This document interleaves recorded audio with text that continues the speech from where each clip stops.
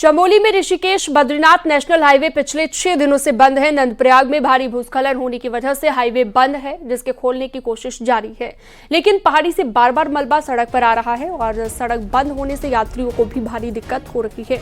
हालांकि गाड़ियों को कोट के रास्ते भेजा जा रहा है, लेकिन वहां पर भी जाम की स्थिति पैदा हो रही है।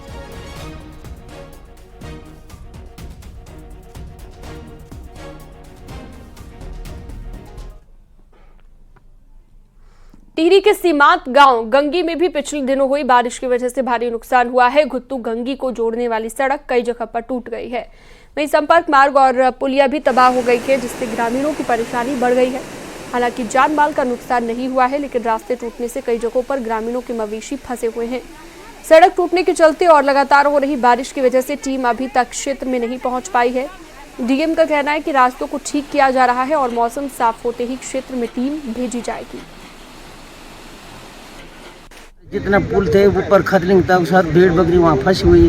हमारी जमीन थी जो जिसमें चोलाई थी सारी बह गई, कम से कम 200 ना 250 नाली और पर तमाम पुलिया सारे रास्ता सारे खत्म है। और कुछ पशु छोटे छोटे रास्ते पुलिया आदि के डैमेज होने की वजह से कहीं ऊपर फंसे हुए हैं। और तो किसी और आने की उन्होंने जिक्र नहीं किया है। तो इस क्रम में भी जैसे ही मौसम थोड़ा वहाँ पर आगे, क्योंकि रोड भी एक दो जगह बंद है, उसको खुलवाने का प्रक्रिया चल रही है।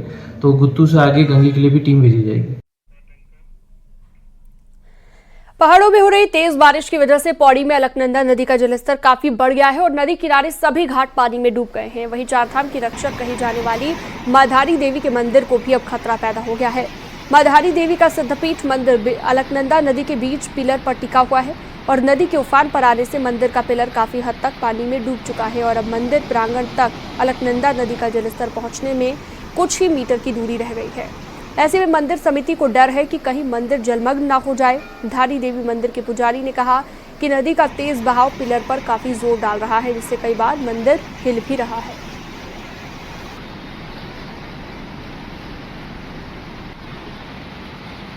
ये दिखाई दे रहा है क्योंकि आप सामने देखिए, ये जो धारी की जो रोड जा रही है, ये पानी रोड पे आ जाता है।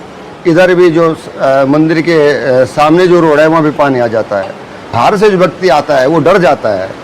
खैर हमको तो आदत पड़ गई है। बहुत बड़े बड़े वो आते हैं पेड़ और इन पिलों में लग करके मतलब जैसे झटका जैसे होता है, इस प्रकार से झटका।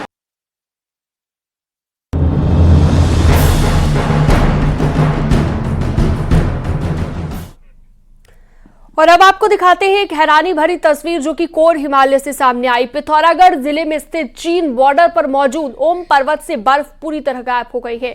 न सिर्फ ओम पर्वत बल्कि उसके आसपास भी कहीं पर बर्फ दिखाई दे नहीं रही है। हालात ये हैं कि पूरी तरह से सूखे पहाड़ दिख रहे हैं, जबकि ओम पर्वत पर पहले साल भर बर्फ रहती थी। लेकिन ग्लोबल वार्मिंग का असर कहें या फिर ओम पर्वत तक सैलानियों की बढ़ती संख्या, हालात ये हो गए हैं कि अगस्त के महीने में ओम पर्वत पूरी तरह सूख चुका है और बर्फ का नामो निशान नहीं है। 2 तस्वीरों में भी आप देख सकते हैं कि कैसे ओम पर्वत पर बर्फ पहले रहती थी, जो कि अब पूरी तरह गल चुकी है।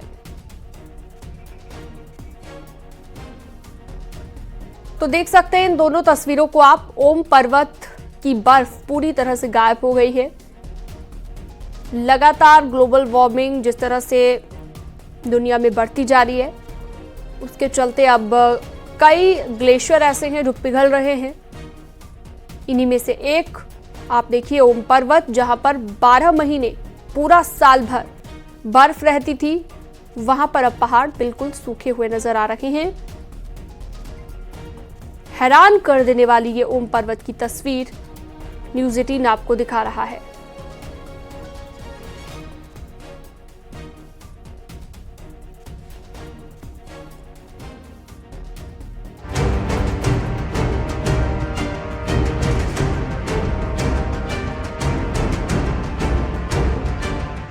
ओम पर्वत से ओम गायब होने की ये पहली घटना है। असल में लिपुलेख दर्रे के करीब 19,000 फीट की पहाड़ी में साल भर ओम की आकृति साफ दिखाई देती थी, लेकिन इस बार अगस्त के महीने में ओम पर्वत से बर्फ पूरी तरह गायब है, जिसकी वजह से पहाड़ी पर बर्फ से बनी ओम की आकृति हट गई है। ऐसा पहली बार हुआ है कि ओम पर्वत से ओम पूरी तरह गायब हो गया हो।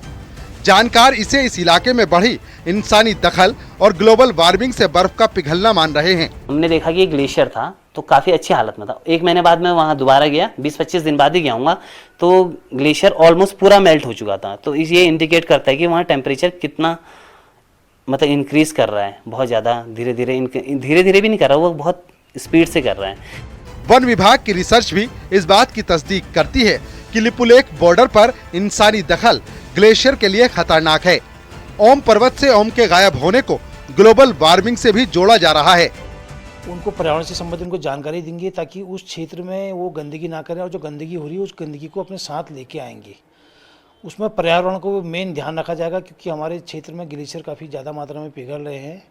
तो उसको संतुलित करने के लिए जो है हम ट्रैकरों से अनुरोध करेंगे कि वो जितना भी कूड़ा कचरा उस एरिया का है अपने साथ लेके आएँ। और इस इलाके में बीते सालों में चाइना बॉर्डर को जोड़ने वाली लिपुलेख रोड बनाने के साथ ही आदि कैलाश और ओम पर्वत के दर्शन के लिए इस साल करीब 20,000 से ज्यादा श्रद्धालु पहुंचे हैं।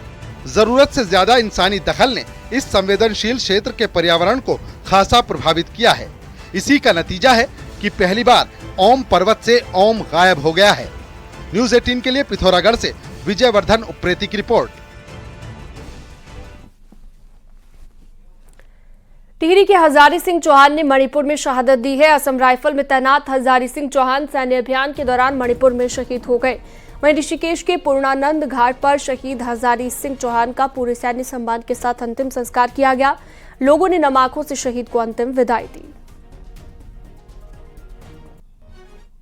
जानते हैं कि शहीद हमारे यहाँ अनेकों ऐसे हुए हैं जिनके कारण हमेशा हम लोग उनको गर्व से याद भी करते हैं। हजारी सिंह भी उनमें से एक है।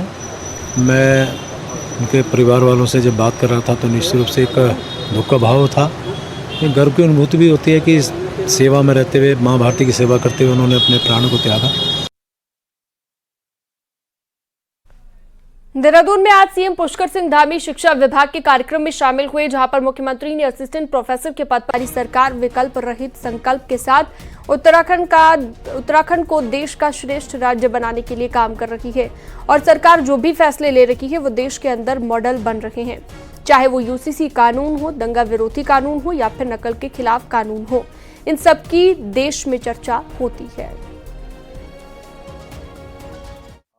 बहुत सारे हम नए नए कानून बना रहे हैं, नई नई नीतियां बना रहे हैं, नए नए फैसले ले रहे हैं। वो फैसले आज पूरे देश के अंदर एक मॉडल बनते जा रहे हैं। चाहे वो यूसीसी का हो या नकल का अध्यादेश हो या अभी लाया गया हमारा दंगा रोधी कानून हो या सतत विकास के लक्ष्यों को प्राप्त करने के नीति आयोग के मानक हों। उन नीति आयोग के मानकों में हमको प्रथम स्थान मिला है। अन्य जो हमने फैसले लिए हैं उन फैसलों में भी पूरे देश के अंदर एक मॉडल के रूप में हमारी पहचान बनी है। देहरादून से अगली खबर आ रही है। केदारनाथ मंदिर से सोना चोरी के मामले को लेकर पर्यटन मंत्री सतपाल महाराज का बयान सामने आया है। सतपाल महाराज ने कहा कि दानदाता ने 228 किलो नहीं केवल 23 किलो सोना ही दिया है, जिसकी रसीद कटी हुई है। मामले को लेकर गढ़वाल कमिश्नर की जांच रिपोर्ट शासन में पड़ी है और जैसे ही रिपोर्ट आएगी उसे सबके सामने रखा जाएगा। इसके साथ ही सतपाल महाराज ने कांग्रेस पर निशाना साधा और कहा, केवल झूठा प्रचार करने के साथ भ्रम फैलाया जा रहा है। देखिए, सबसे पहली बात यह है, आप सब बड़े विद्वान लोग हैं, समझदार लोग हैं। दानदाता ने 23 किलो जो है वो सोना दान दिया, 23 किलो सोना दान दिया, उसकी पर्ची कटी हुई है, आप लोगों ने भी पर्ची देखी है। अब 228 किलो कैसे हो जाएगा 23 किलो? ये समझने की बात है। ये मिथ्या प्रचार है, केवल भरमाने वाला प्रचार है, लोगों को गुमराह करने वाला प्रचार है। मैंने उसी समय जो आदेशित कर दिया था आयुक्त गढ़वाल को, उसकी रिपोर्ट भी आ गई है, अभी शासन में पड़ी है। शासन से निकलते ही जैसे हमारे पास आएगी हम उसको जग जाहिर कर देंगे, आपके सामने ले आएंगे और आप देखेंगे उसमें कोई त्रुटि नहीं है। 23 किलो सोना चढ़ाया गया है और जो चढ़ाने वाला है उसकी भी कोई FIR लॉन्च नहीं है। ये 228 किलो केवल भ्रामक प्रचार है, हमारी पार्टी को बदनाम करने का प्रचार है, सरकार को बदनाम करने का प्रचार है। दिल्ली में केदारनाथ मंदिर बनाने पर लगी रोक पर कांग्रेस नेता गणेश गोदियाल ने सीएम धामी के प्रयास को सराहा और साथ ही 3 और मांगे करते हुए कहा कि मंदिर के नाम पर जो दान एकत्रित हुआ दिया जाए। और केदारनाथ से जो दिल्ली शिला गई उसे भी वापस लाकर फिर से और ये 3 काम है। नंबर 1 कि केदारनाथ मंदिर समिति को ट्रांसफर हो, नंबर 1 बात। नंबर 2 बात कि जो केदार से ले ससम्मान उस केदार शिला को वापस केदारनाथ में स्थापित वापस लाया जाए। उत्पीड़न के खिलाफ उधम सिंह नगर के रुद्रपुर में कांग्रेस के कार्यकर्ताओं ने पुलिस कार्यालय में कूच किया और इस दौरान प्रदर्शन कर रहे कांग्रेस के कार्यकर्ताओं की पुलिस के साथ तीखी नोकझोंक हुई। महिला कांग्रेस प्रदेश अध्यक्ष की पुलिसकर्मियों के साथ झड़प भी हुई और इस दौरान काफी देर तक धक्का मुक्की हुई। ज्योति रौतेला कुछ देर के लिए बेहोश भी हो गई, जिसके बाद कांग्रेस के कार्यकर्ता वहीं धरने पर बैठ गए। कार्यकर्ता एसएसपी ऑफिस जाने की जिद कर रहे थे, लेकिन पुलिस ने इजाजत नहीं दी।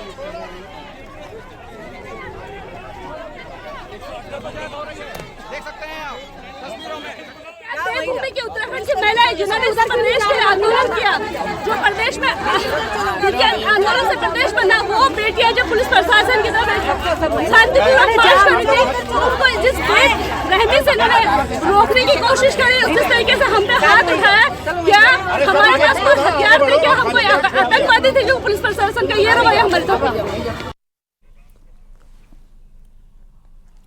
रुद्रप्रयाग में केदारनाथ पैदल मार्ग पर धीरे धीरे श्रद्धालुओं को घोड़ा और खच्चरों की चहलकदमी बढ़ने लगी है और भगवान केदारनाथ की दूसरे चरण की यात्रा को लेकर पैदल मार्ग का निर्माण भी तेजी से चल रहा है। सोनप्रयाग में गौरीकुंड के बीच सड़क निर्माण का काम भी पूरी तेजी से चल रहा है। बाबा केदार के दर्शन के लिए श्रद्धालु में काफी उत्साह भी देखा जा रहा है। वहीं श्रद्धालुओं की आवाजाही फिर से बढ़ने से व्यापारी भी खुश हैं और सरकार का दावा है कि 7 सितंबर तक केदार घाटी के सभी रास्ते ठीक कर दिए जाएं। आपको बता दें कि पिछले महीने केदार घाटी में बादल फटने की संख्या बढ़ने लगी है।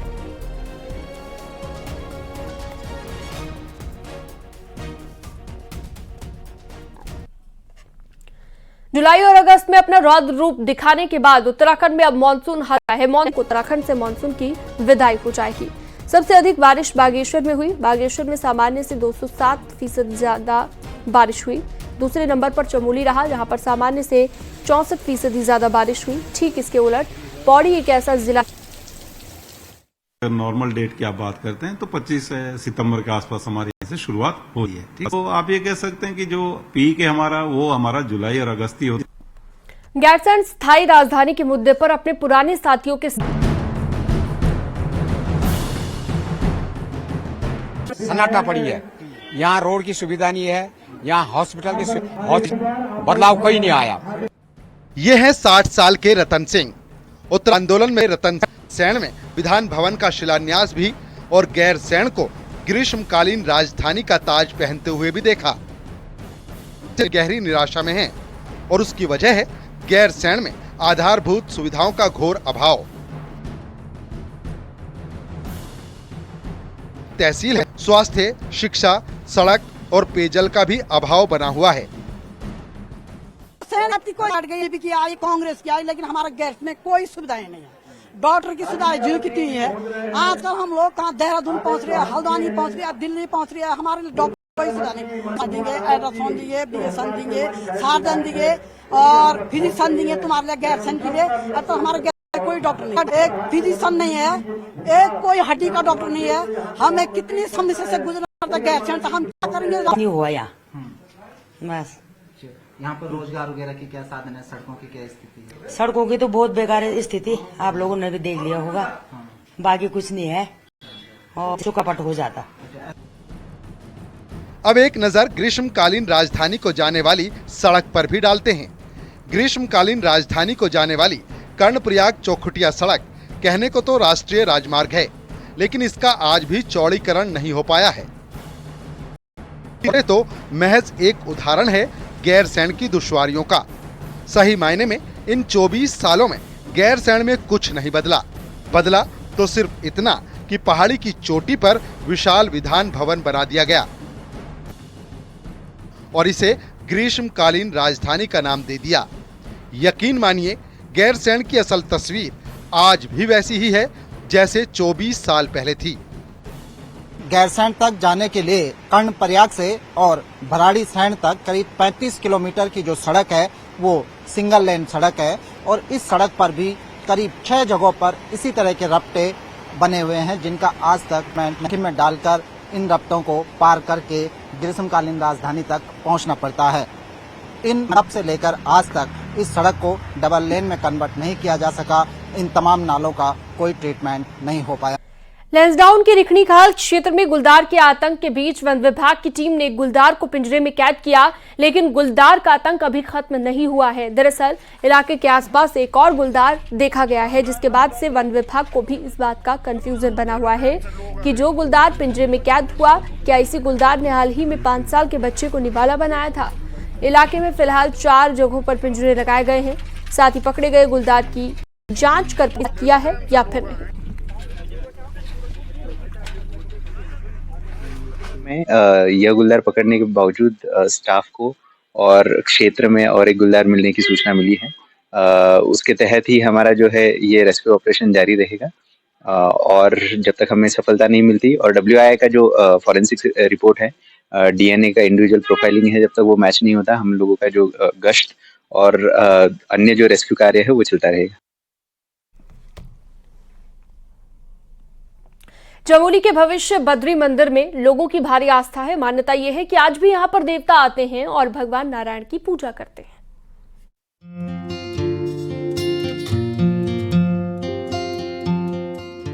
चमोली के सुभाई गांव में विराजमान है भविष्य बद्री, जो अब अपने पूर्ण रूप में दर्शन दे रहे हैं। पहले भविष्य बद्री भगवान के दर्शन छोटे पत्थर के रूप में हुआ करते थे, लेकिन अब धीरे धीरे भगवान नारायण अपना पूरा रूप धारण कर रहे हैं। इसीलिए यहाँ पूजा का विशेष महत्व बन गया है। नारायण शिला पर कोई आकार नहीं था, न यहाँ इसमें कपड़े पहनाए जाते थे, न माला पहनाए जाते थे, न माला कोई भी मतलब चंदन के अलावा कुछ भी प्रयोग नहीं होता था। तो भगवान नीचे जो चरण है, नीचे कुंड है, कुंड से भगवान धीरे धीरे ऊपर को उभर करके। मान्यता के अनुसार भगवान नारायण के इस अनोखे मंदिर में दर्शन के लिए देवता और पांडव के साथ बगड़वाल देवता पहुंचते हैं। वहीं इस जन्माष्टमी पर 1200 से ज्यादा श्रद्धालु पहुंचे और भविष्य बद्री का आशीर्वाद लिया। भक्त कृष्ण भक्ति में झूमते हुए भी नजर आए। हमारे जो बगड़वाल देवता है उन्होंने भविष्य बद्री का दर्शन किया है और बहुत सौभाग्य की बात है कि भविष्य बद्री के दर्शन बहुत अच्छे ढंग से देवताओं ने किया और सभी भक्तजन ने भविष्य बद्री के दर्शन किए। गत 5 वर्षों से हम श्री कृष्ण जन्माष्टमी का महोत्सव यहाँ पे भंडारे का आयोजन कर रहे हैं और प्रति वर्ष यहाँ पर जो श्रद्धालुओं की संख्या है वो हर वर्ष बढ़ती जा रही है। तो इस बार कम से कम हमारे 7 और 8,000 लोगों ने प्रसाद को ग्रहण कर लिया है और आने वाले समय में हम इसको और भव्य बनाएंगे। सुभाई गांव में कृष्ण जन्माष्टमी पर भविष्य बद्री के दर्शन के लिए दूर दूर से श्रद्धालु पहुँचे। वहीं अब यहाँ होने वाले महोत्सव को और भव्य बनाने की तैयारी भी हो रही है। न्यूज़ 18 के लिए चमोली से नितिन सेमवाल की रिपोर्ट।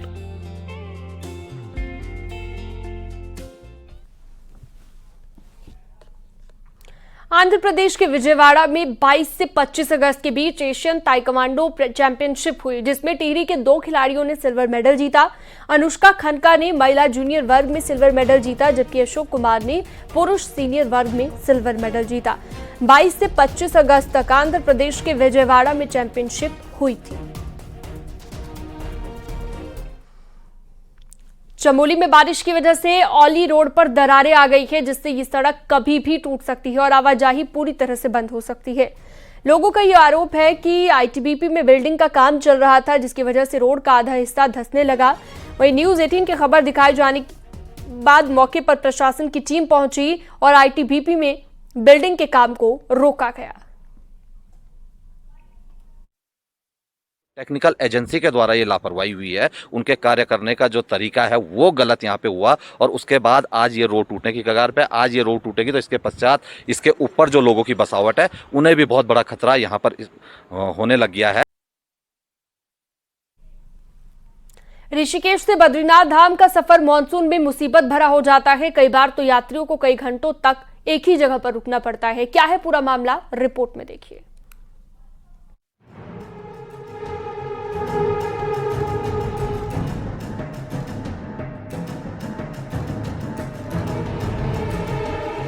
रुद्रप्रयाग से लेकर बद्रीनाथ धाम तक जगह जगह सड़क पर सफर खतरनाक बना हुआ है।